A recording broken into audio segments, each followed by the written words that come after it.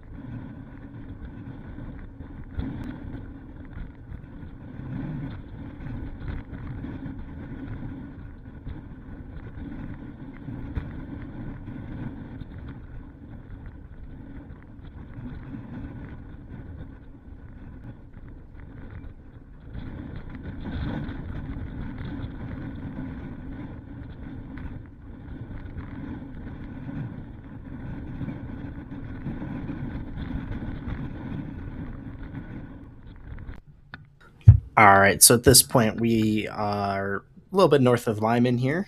And one of the issues we ran into was because of the growing chaser convergence, right? There's so many people. We ended up having to push further north away from I-70 than we wanted to. Because, like, the idea, right, is you want to have a good vantage point on the store, but also easy escape routes, and I-70 being one of the fastest and in the direct path of the storm, so meaning you could continue to outrun it a little bit, getting back in front.